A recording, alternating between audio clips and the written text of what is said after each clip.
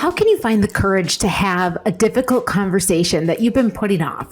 Perhaps it's with an underperforming team member or an employee who you know is bringing down the attitude of those around them. You really don't want to lose them, but you've been losing sleep yourself for far too long, trying to figure out what to say and how to say it. This Uplevel Dairy podcast is for dairy farm owners, managers, and advisors who are committed to success, profitability, and sustainability. My name is PEGGY, and my mission is to bring you the conversations that will up-level your skill set and your mindset so you can be a top performer in the dairy farming business. Today, we are tackling those hard conversations, the ones that so many managers push off and put off with underperforming people on their team. How can you muster up the courage and confidence to not only have the hard conversation, but walk away with both parties empowered to take positive action? Well, it is possible, and we are going to provide you with the tools that you can use to prepare yourself to handle a tough talk with a team member with confidence and a clear path to move forward. And here to lead us through this framework today is Kristy Pagel, owner, coach, and consultant of her very own business, Leading Edge Consulting. And Kristy is one who loves to dive into tough, complex, and hard conversations, and she loves helping others to do the same. If you listen to Tommy from Swiss Lane Farms talk about the 7,000 cows and 7-year vision on episode 35, you may have heard him mention Kristy as one of his team's most trusted advisors. And she has worked extensively with dairy across the country with her HR background and intense love for developing people. So what are the tools she brought to Swiss Lane and other clients for making hard conversations easier? That's what you're going to find out today. This episode is sponsored by Adiseo, global leader in animal nutrition and premier provider of rumen-protected methionine for dairy producers who want to capture more value from components and maintain the health of their high-performing herds.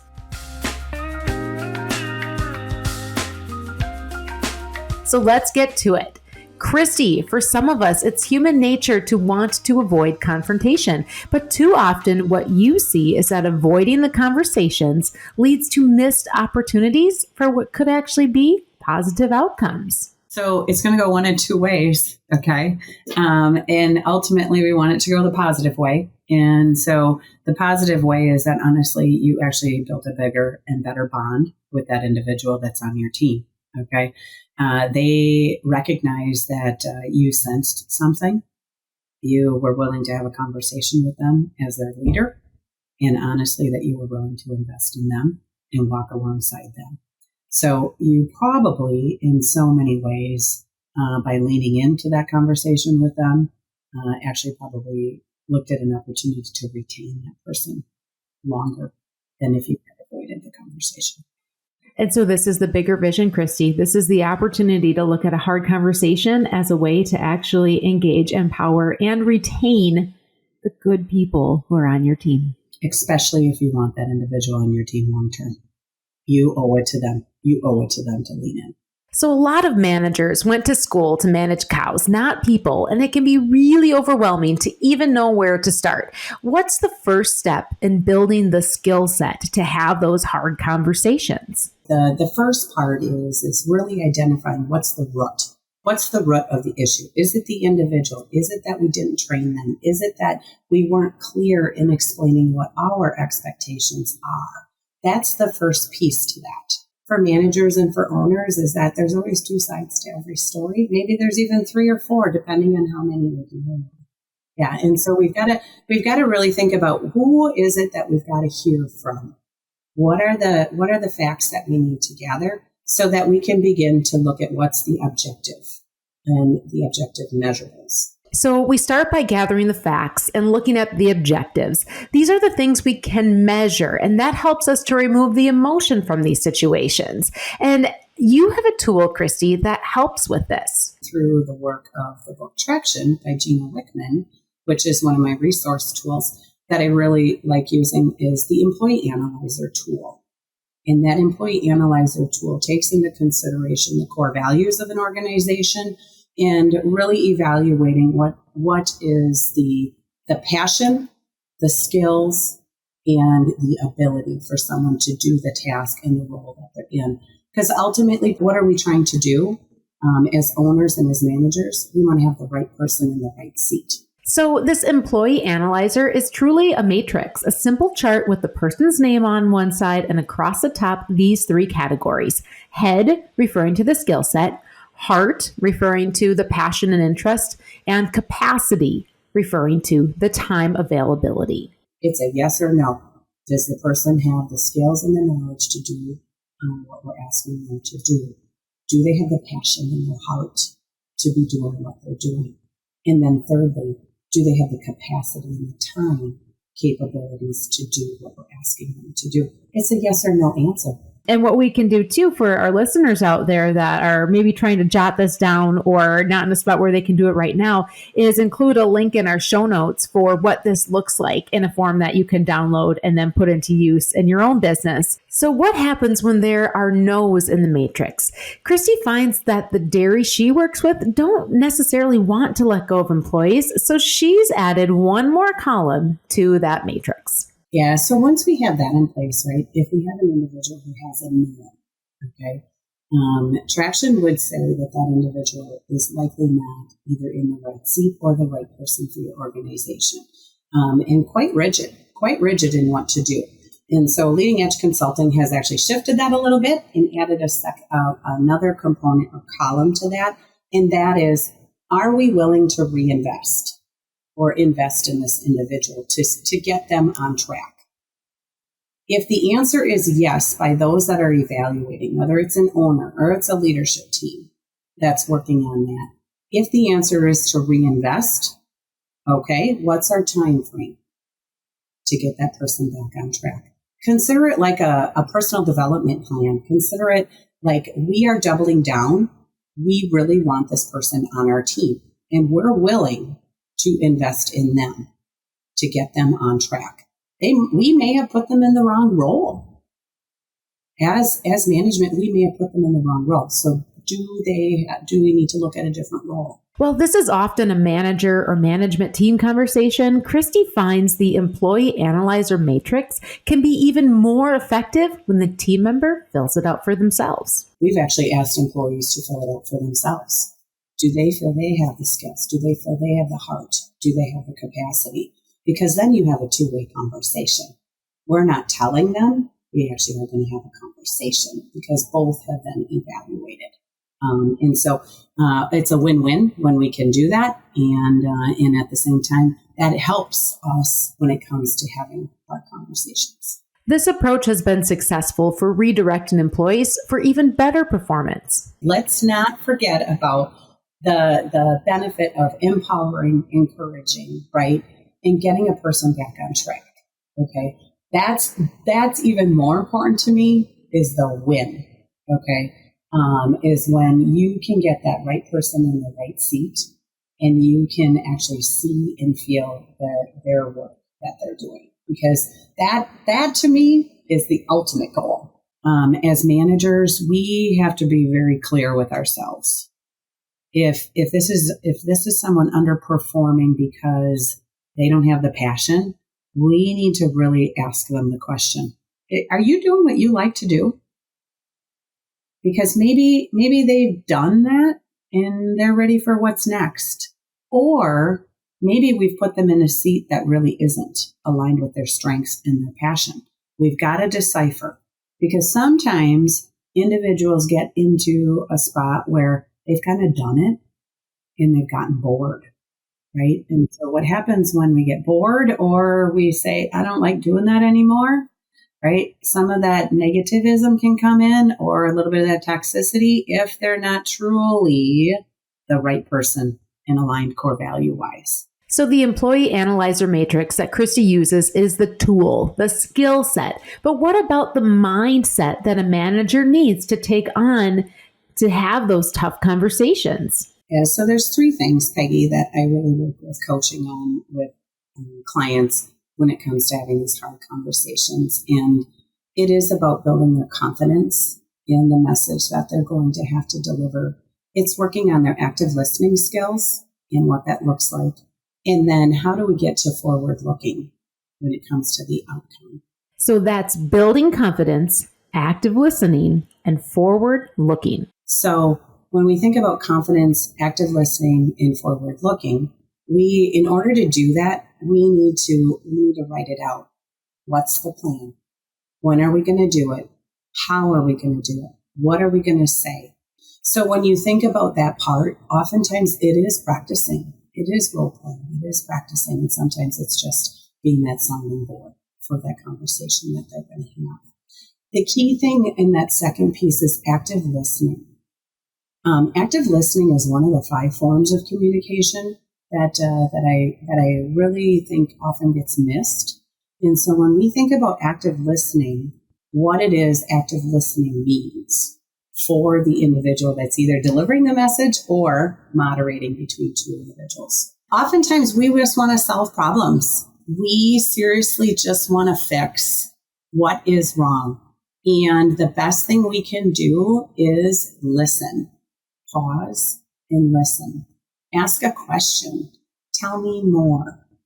Help me understand. So what I hear you saying is this. Did I hear you correctly? That is practicing active listening. And that is so important when you're having hard conversations, because what happens, our limbic system kicks in, right? The person we're having a conversation with is nervous. They know something's up. Okay, we're nervous. And so we need to think about how we can breathe and have that confidence. And part of how we do that is by asking some questions so that the other individual can engage in the conversation. Also, replaying part of that conversation to them so they know we are hearing. And the third piece for developing that manager mindset for difficult conversations is what Kristy calls forward looking. This third piece is the part that we don't talk about, or we haven't put the strategy in place before this conversation. So we've done all the fact finding. You've done the what if scenarios, that sort of thing. But this third component is key. Forward looking. Where do we want to get? Okay. What do we want to have happen here? Either for that individual or the situation and the conversation you're having. And so it's most important, like, where do we want to go from here? So how do you bridge to that? The bridge here is as simple as this. So where do we want to go from here? This is what I see as an example. We want to work with you over the course of the next 3 months. In turn, here's what we're expecting. Is this something you can commit to? Right? So see how I built that bridge of forward looking? Oftentimes we get so caught up in the moment or the next 3 days or the next 3 weeks, but we're not identifying where and how we want that behavior to change and or where we want to get to have success. Kristy makes this sound simple, but where do people get stuck in the process? We get stuck on step 1, and that's having the confidence and the courage to have the conversation. That's where people will get stuck initially. And then I will say the second part where I see people get stuck is the follow-up. The follow-up of what we said we want to have happen. So we can lay out this plan, we can say what we want the expectations to be, but if that individual isn't making progress and on track within the time frame we've laid out, we are going to have another hard conversation. And so that follow-up to what we laid out is another spot. So the reality is that we need to think about where there's risk. That's where this comes into play. Okay, we have spent a ginormous amount of time working with this individual. We have spent a lot of dollars, for them to be an underperformer. Are you willing to continue to do that? Because it's costing you money. If you are, we all have to agree that that's what it's going to be. If not, we need to take the next step. Right? And so my role in all of this, is to help not stay stuck. Mm. Yeah. And it's a tough spot. It's a tough spot. It is a tough spot, right? It's a balancing act. It's a delicate spot to be. Okay. That's the importance of walking alongside people wherever they are, meeting them where they are. Well, Kristy, so we have had a whole conversation about having hard conversations, but I hope this is the easiest part of our chat today. And this is the Up Level 5. This is the opportunity for you to share with us how you are pushing yourself for your next level of performance, personally and professionally. And so, Kristy, Up Level 5 question number 1 I have for you is this. What does success look like to you? Success to me is continuing to serve the people that I do, my family, and the clients that I get to work with in our industry as a whole. Serving looks a whole lot different today than it did at the beginning of my career. And so for me, many times it's just, it's giving back. And it is about stepping out and to sometimes an uncomfortable zone, right? Going out 100% on your own can be pretty daunting and uncomfortable spot to be. But success to me is doing what I love to do and knowing that the rest will, God willing, will follow. Hey, and that speaks to courage and confidence that you talked about today. If I'm talking about it, I better be living it, right? And you are. And so, Kristy, that leads me to question number 2. In 3 words, how do you want to show up each day? 3 words. Gosh, that's tough, Peggy. But 3 words: empathetic, caring, and I won't be able to do it in 3 words. Having fun. And Kristy, that is you to a T. And Kristy, who are the thought leaders that you follow? Where I'm at, Peggy, in regards to leaders, I've lost some pretty strong people in my life. And so the reality is I reflect frequently on those that I've lost who have been extremely impactful in my career. There was about a 2-year window where I lost 3, and those 3 are still in my refrigerator today. Honestly, pictures of them. And so I keep them pretty close. I'm not going to lie. And those individuals have definitely guided ways for me forward, and I live pretty true to that. One of them in particular is Dave Groteget from Groteget Dairy Farm. He used to get up. He'd be out in the barn by 3 a.m. And he was a man of not a lot of words, didn't require a lot of stage presence, but he taught me a lot of really good things. And so Dave Groteget's one of them. Everybody probably knows this one if they know me, and that's my Uncle John. Okay. He's definitely up there.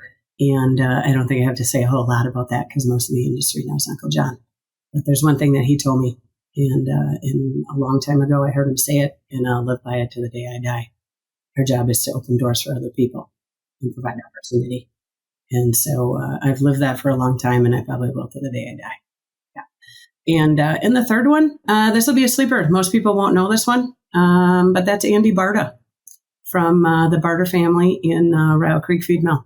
Andy lost his life way too early with a wife and young kids, and I got the opportunity to work close with Andy through the farm technology days. That was a man going through a really tough time in his battle with cancer. And boy, he taught me in so many ways how you could stay positive throughout entire life. And so those are 3 of the individuals that I really hold near and dear to my heart.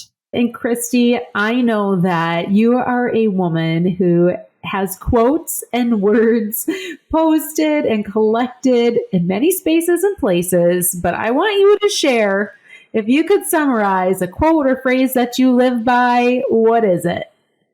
I'm going to use the one that's actually right in front of me here. Opportunity is often found in the middle of a dilemma. Okay, so that wasn't the one I was going to guess for you. Really? What were you thinking? Well-behaved women seldom make history. Yeah, that's like pretty high on my list too, because that's right over here, Peggy. And Kristy, up level question number 5 for you. What is your next up level? That area of your life, personally, professionally, that you are taking to the next level? Yeah, so there's a lot of stuff that's actually happening right now, right? Going out on my own 100% and us having what I always say is kind of our side hustle, our second business with the flower shop. For me, what's the next up level is to continue to keep building the teams of both of those businesses, and what will both of those businesses continue to do into the future. My job as the owner and the leader of those is to not only lead myself, but then to develop those people as well. And Kristy, that is your passion. It's people. And we are so fortunate that you have chosen the dairy industry as a space and a place to bring that to life. Thank you for joining us on the Uplevel Dairy Podcast. Thanks for having me, Peggy. Thank you, Miss Kristy. If you'd like to reach out to Kristy Pagel and learn more about Leading Edge Consulting, you can contact her directly through the information in our show notes and find her on LinkedIn. This episode is sponsored by Uplevel Dairy Podcast founding partner Adiseo, a global leader in nutritional solutions and premier provider of rumen-protected methionine for dairy producers who want to optimize milk production, capture more value from components, and maintain the health of their high-performing herds. Feed is the greatest expense on any dairy operation, and don't you want to know how an adjustment to the ration will affect your bottom line? Adiseo empowers nutritionists to make informed ration balancing decisions with MilkPay.com. Customizable to your dairy's own data, this profitability calculator puts the power of real-time milk market information in the palm of your hand. Find out how your latest ration change is really costing you with the free MilkPay app available on iOS and through MilkPay.com.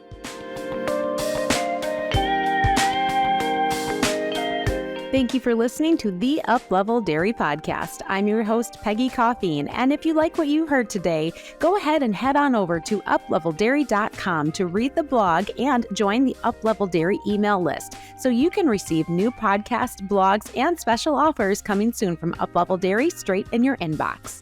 To listen to more episodes, head over to Apple Podcasts, Spotify, or YouTube, and don't forget to rate and review. Connect with me, Peggy, at peggy@upleveldairy.com, and follow Uplevel Dairy on Facebook, Instagram, and LinkedIn.